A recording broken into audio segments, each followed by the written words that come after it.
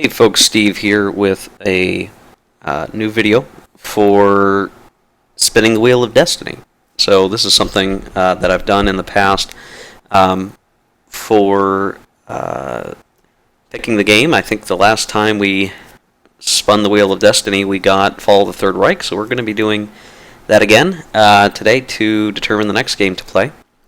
Before we do, I'm going to kind of go over some stuff to kind of prep for that, and as a introduction to it, I thought about making a separate video, but it makes sense that I'm recording this one just to talk through it all at once. Why I do this, why I do the YouTube channel, why I even do this video, like I'm doing the things that I'm doing.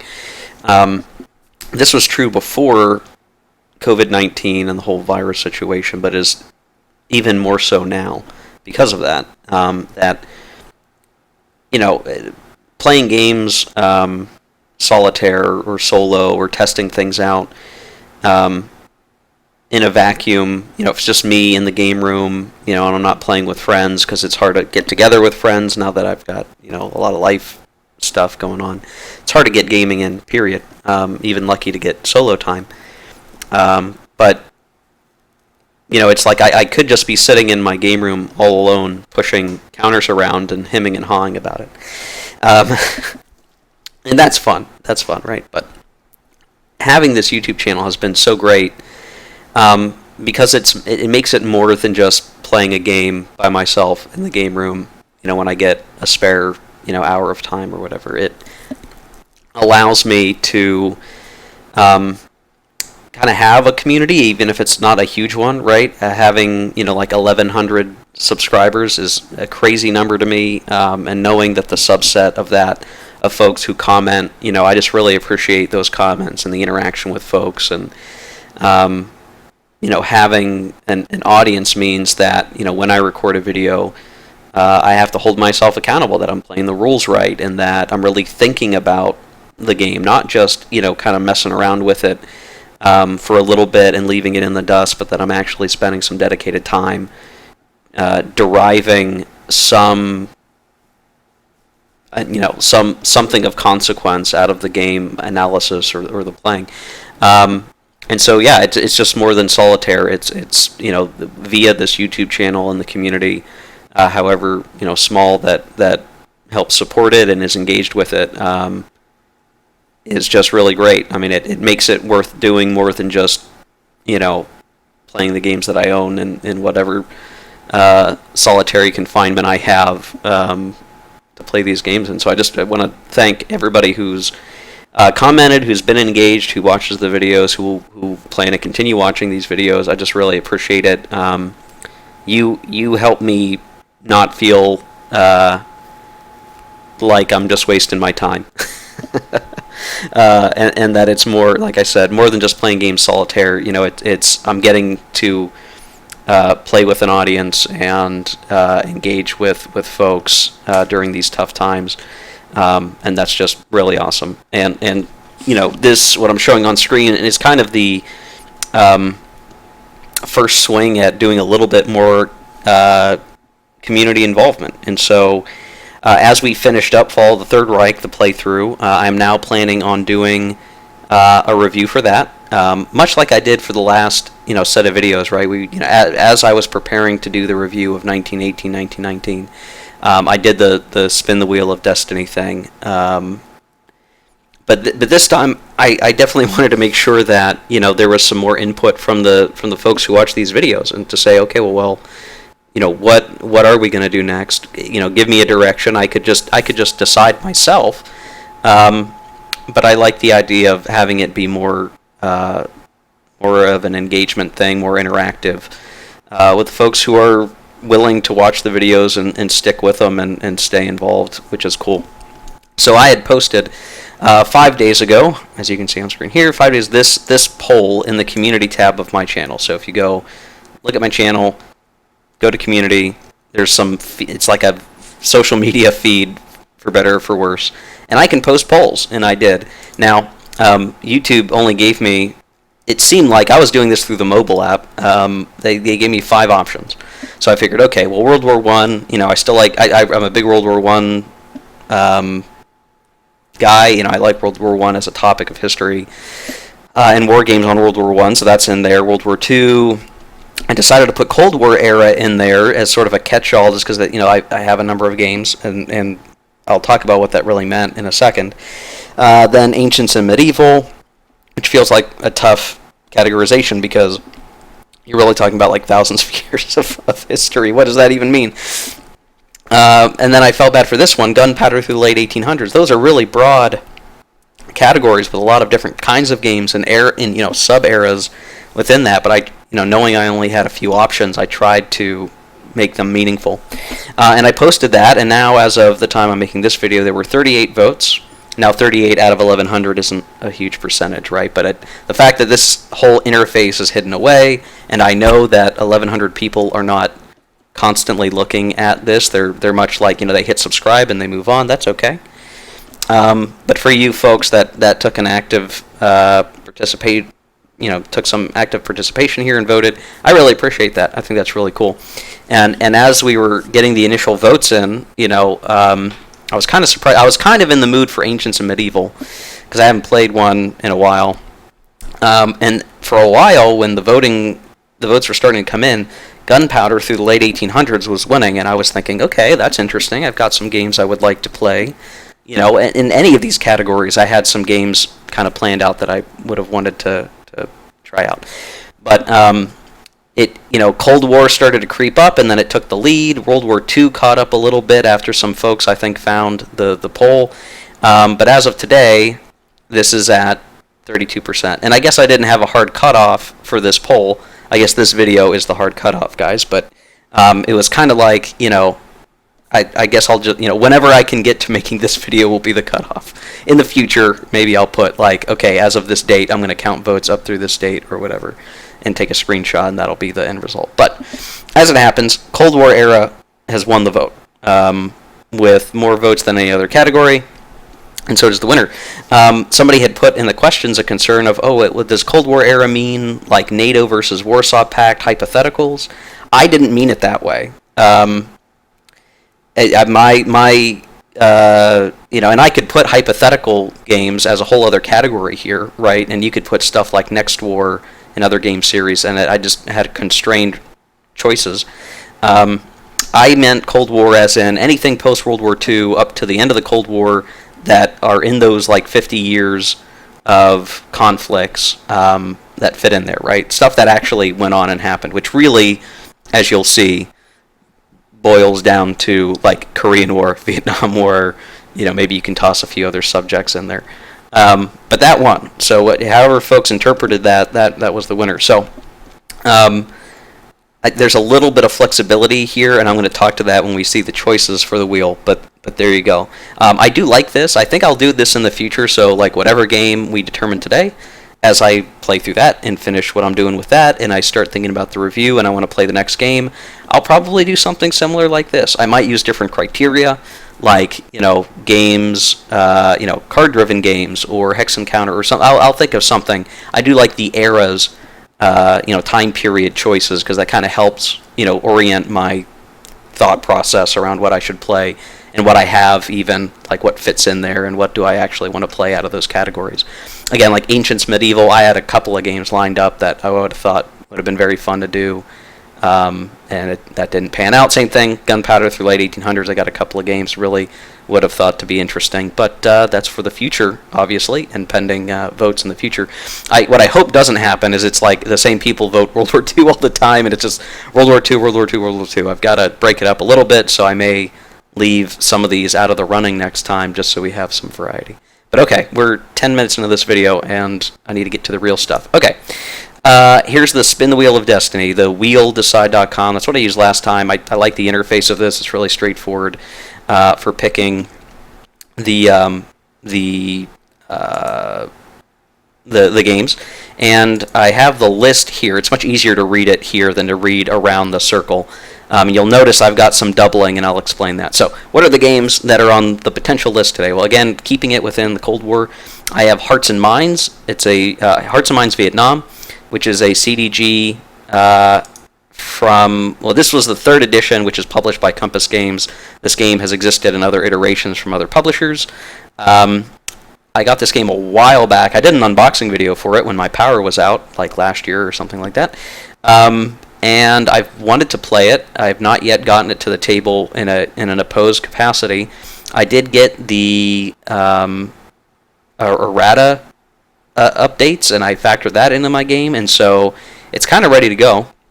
Now, it's a card-driven game, which normally means like you're either playing it weirdly solitaire or you're going to use the Stuka Joe system. This game actually has some dedicated solitaire rules. Now, I don't know how good they are, but if this is what we get, I will attempt to play that with those dedicated solitaire rules. In this game, you can see, I mean, it's area movement, there are cards, activation stuff, various counters, and you know, all that good stuff. It covers the Vietnam War in this format, which is, you know, kind of an interesting one. And I'll say that I have Fire in the Lake, which is a coin game that covers the Vietnam War, and it has solitaire rules to play bots for the other factions, depending on what faction you're playing. I just didn't want to do a coin game. I don't like playing coin games with bots. I prefer coin games with human players. So while I love Fire in the Lake, and I think it's a great game, I did not include it in this list because I want it to be stuff that I can play solitaire, but like kind of easily play solitaire, and just coin would be its own problem. Trying to play through a whole coin game on camera, I think, would drive me crazy. Okay, so that's one. Hearts and Minds. Then we have 65 Squad Level Combat in the Jungles of Vietnam. This is a game I've had for a really long time. This is published by Flying Pig Games. They are the company that does Old School Tactical, which I see a lot of praise for. I was on the Kickstarter for this one several years ago. They did this as a Kickstarter in 2016 time frame. I went in on it. I got the base game, the Solitaire expansion, I think all of the Kickstarter extra stuff I got. And since the game has come out, it had like one... There might have been like... Maybe it was this. There was something... I think there might be an expansion now that I don't have that has come out post-Kickstarter, but I'm not 100% sure on that. But this game has dedicated solitaire rules, as you can see. I think it's Alone in the Jungle are the solitaire rules, and I have that.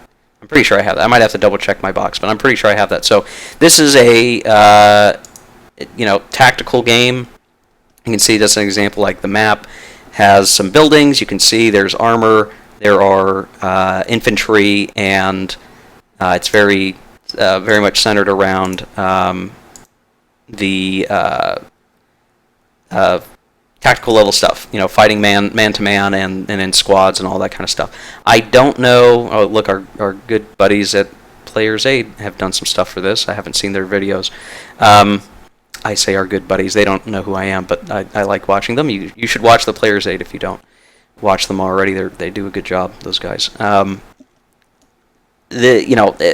I've heard good things. It's got decent ratings. I think there might be some errata I need to worry about, but it's kind of interesting, and I've had it for so long, and it's gone unplayed that it's sort of like one of my shelf of shame highlights that I need to rectify. So that's one thought. Next game in the list, also Vietnam, is Silver Bayonet, the first team in Vietnam 1965. I have the latest edition, deluxe edition, from GMT. Spoiler alert, I already really like this game. I think this game is awesome.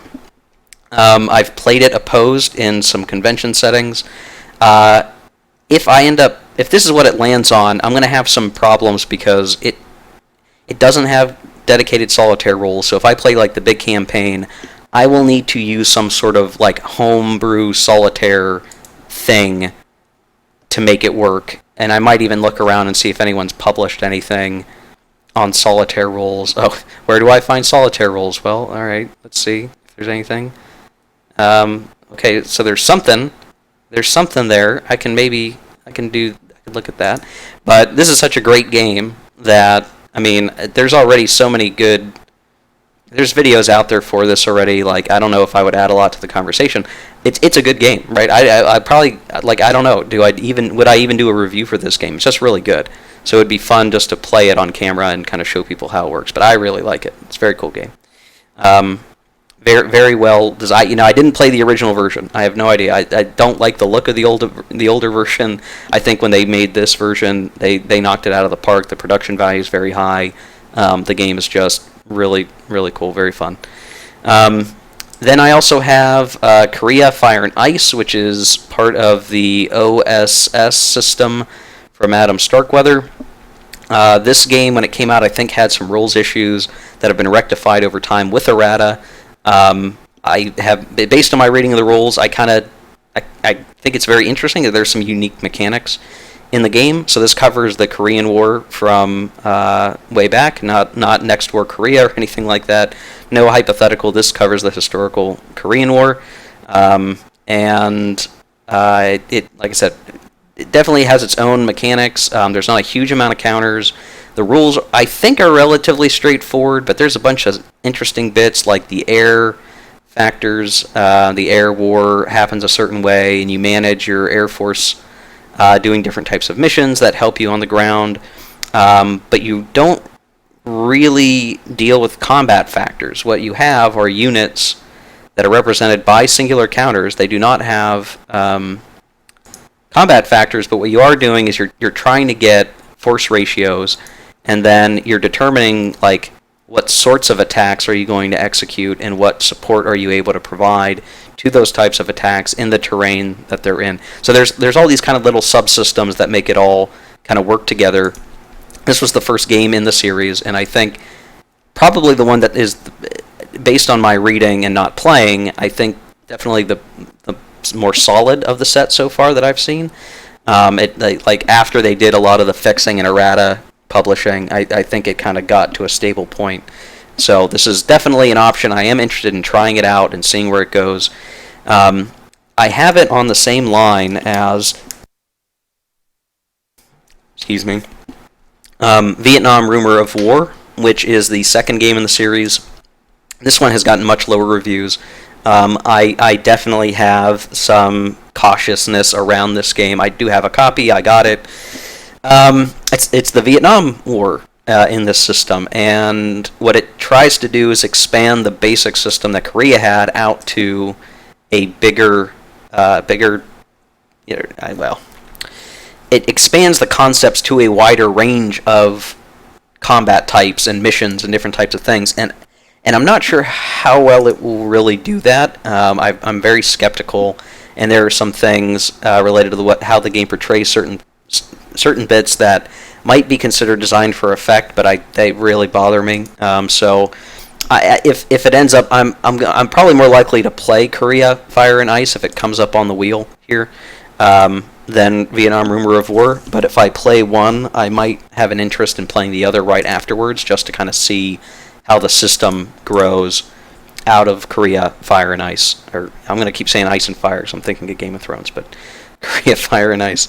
And then the final items on the list are Korea the Forgotten War. This is an OCS game, so a well-known game system, which usually covers like World War II. This is the Korean War, just like Fire and Ice, except it's going to be a little bit more complex.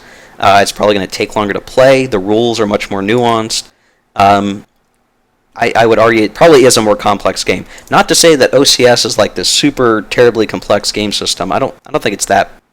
Based on my reading of the rules, it's not that bad. But I haven't really played an OCS game yet, so this would be my first one. So it's just going to be, I suspect in some ways easier than Korea Fire and Ice to learn and play, but in other ways more difficult. Just a lot more going on, a lot more to consider probably. And a lot more counters. So in this game, you are dealing with combat factors and all that good stuff. But it's got good ratings. I'm stoked to try it. I'm glad I got my copy. Technically, mine's the reprint, so it would be considered Korea 2 or something like that. But this is what I have. And yeah, so because I think it may end up being more complex than Korea Fire and Ice, I have changed the weighting on here. Where some of these items in the option appear twice to give a 2-to-1, they are more likely to be the end result than ones that only appear once. So Hearts and Minds, 65, Silver Bayonet, Korea, Fire and Ice, they all appear twice, and then these last two are only appearing once on the spin wheel. So OCS Korea is appearing once, and then the final game, which is a little bit of a cheat, is Victory Games Gulf Strike. So I have the 1983 printing of this with the expansion that had come out, Desert Shield expansion, which the previous owner of my copy had bought and included in the box. So I had bought this pre-owned. It's pretty much, as far as I can tell, it's complete and in pretty good shape. And I'm including it in this list because the game was published in 1983 during the Cold War, technically, right, in the last decade of the Cold War. And it is technically hypothetical Gulf War before the actual Gulf War occurred. So, you can see here, it correctly anticipated a crisis in the region and dealing with all of that, Iran-Iraq War, United States involvement in the region, and all that. It's a very intriguing, game system because it's trying to portray relatively, recent modern warfare, and was, Mark Herman talks about this game in his book that he wrote about wargaming and leadership, and playing this in his basement during the outbreak of the Gulf War. So it's kind of an interesting topic. I do want to play it, but it's an older game. It's Victory Games, from way back. The rulebook's going to probably be tougher to get through. The materials are going to be harder to get through. So it is a bit of a cheat to call it a Cold War game, but I'm including it. But again, it's only going to appear once, so it's going to be harder for this to be the result. Okay, so you've been watching this video for 21 minutes. Say, Steve, spin the damn wheel already, right? So we're going to spin the damn wheel, okay? We're going to do it. So these are the options. Whenever we roll, that will be the next game. I'll probably spend some time, having to read the rules and do my other review video and all that before we actually see the game on camera. But this will give you something to look forward to. So here we go. We're going to go ahead and roll it, spin it. I'm going to click it several times just so it's all well and spun up. And okay, that's Korea, Fire and Ice / Vietnam Rumor of War. Very likely going to be Korea, Fire and Ice. So this will be the next game on the to-do list here. If you don't like the game already, maybe stick around for that series, and maybe you'll change your opinion, or you'll see me, struggle through whatever your opinion might be. If you already like it, let me know, and tell me what you like about the game, and I'll keep it in mind as we get playing through the whole deal. So there we go, guys. Korean War, Korea, Fire and Ice from Compass Games. Designer Adam Starkweather. I'll begin rereading the rules. I've already read them through a couple of times in the past, so I'll refresh myself. I actually need to punch my copy because my copy is unpunched. I've messed around in Vassal, the Vassal module for this one, but I've not played it physically. So I need to get doing all of that kind of stuff. So yeah, see you guys at the next video. Likely going to be Fall of the Third Reich review. And get ready for Korea, Fire and Ice. Thanks for watching. Appreciate your viewership, obviously. As I said earlier, really appreciate the engagement with the community. And take care. Keep on gaming, guys.